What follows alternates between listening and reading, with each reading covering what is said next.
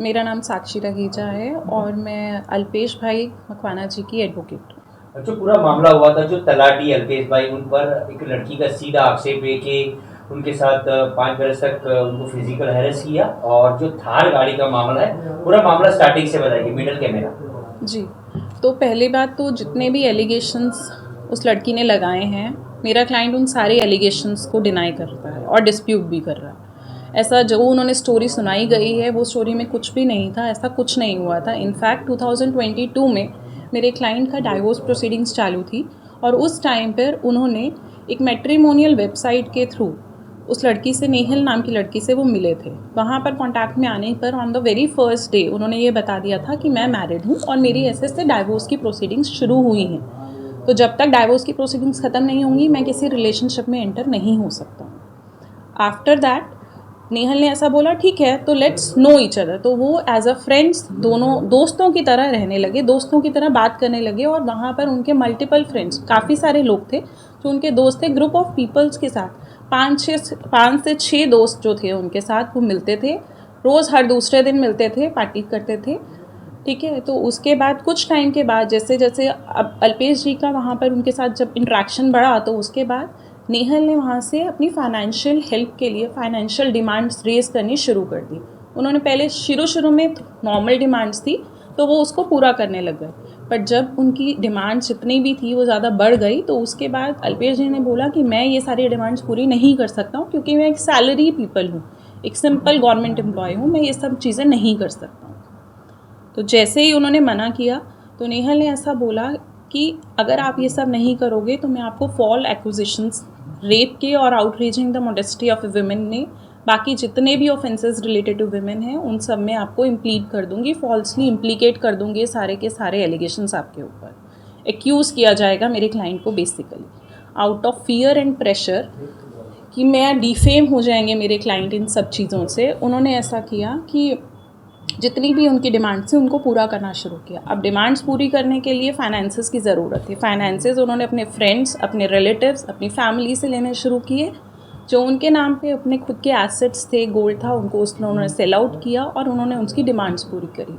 As a demand उन्होंने उसको थार गाड़ी, जिसके बारे में उन्होंने अपनी वीडियो में भी बोला गया है, सेकेंड गोल्ड ऑर्नामेंट्स, फ्लैट और हर महीने पैसा, सब कुछ लेना उन्होंने शुरू किया हमारे क्लाइंट से।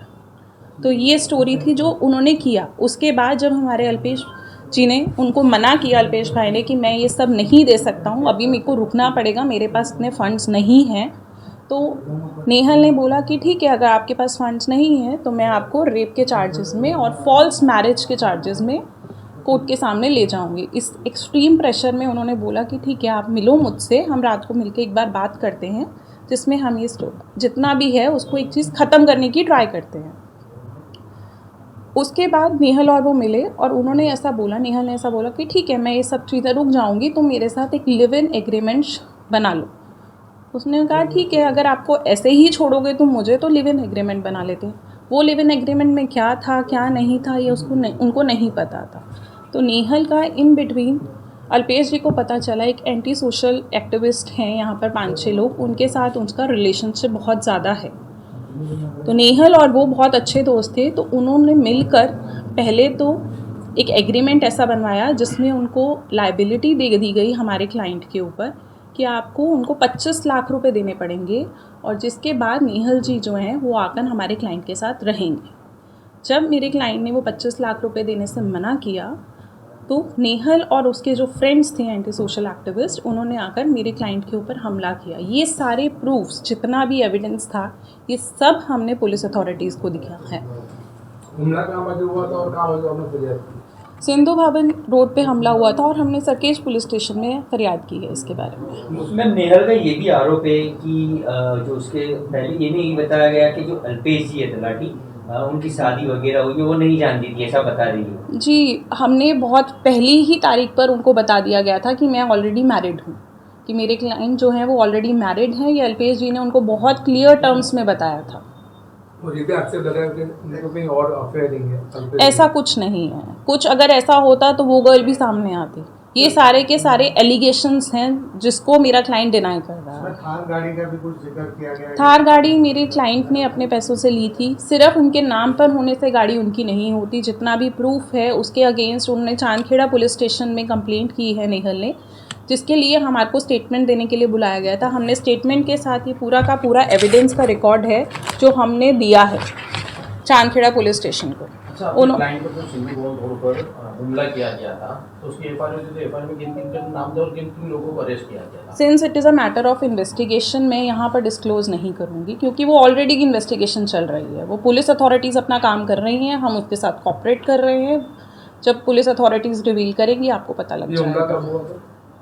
ये हमला अभी पिछले 3-4 दिन पहले ही हुआ है।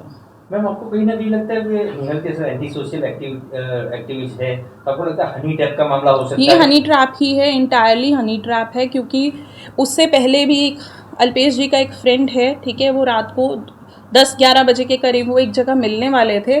जैसे ही इसके बारे में उनके फ्रेंड नेहल जी के फ्रेंड को पता चला और नेहल को पता चला, उन्होंने उनके फ्रेंड के अल्पेश जी के फ्रेंड के ऊपर भी हमला किया जिसके अगेंस्ट, जिसके बाद उनकी आई और उनका ईयर डैमेज हो गया। उसकी हमने एफआईआर ऑलरेडी लॉन्च कर दी गई है। अभी स्टेटस क्या करोगे? नेहल ने मीडिया के सामने आके अल्पेश के सामने इतने बड़े ब्लेम किए, आप क्या करो? डिफॉर्मेशन करोगे? उसके अलावा कोई चार्जेस या एफआईआर? मेरे क्लाइंट की इंस्ट्रक्शंस यही हैं कि जितना भी डेफेमेशन का केस है, ठीक है, हनी ट्रैप है basically. First thing this is a honey trap, उसके अगेंस्ट प्रोसीडिंग्स ली जाएंगी, उसके अगेंस्ट हम अप्रोप्रिएट प्रोसीडिंग्स इनिशिएट करेंगे। सेकंड, जितना भी उनका डेफेमेशन का है उसके अगेंस्ट भी हम इनिशिएट करेंगे necessary proceeding as per the law. और हमें हमारी इंडियन जुडिशरी पे पूरा भरोसा है कि दे विल डू इट, कि हमारे को इंसाफ मिलेगा। और जितनी मेरी पब्लिक से भी ये रिक्वेस्ट है कि आप सिर्फ़ और सिर्फ एलिगेशंस के ऊपर मत जाइए, कि सिर्फ एक साइड की पार्टी का सुनकर आप एलिगेशंस के ऊपर मत जाइए। आप दोनों साइड को सुनिए। कोर्ट का काम है निर्णय लेने का, पुलिस का काम है इन्वेस्टिगेशन करने का। आप उनको करने दीजिए। पब्लिक अपनी डिमांड, अपने ओपिनियंस मेरे क्लाइंट के ऊपर ना लेकर आए। That's my only request.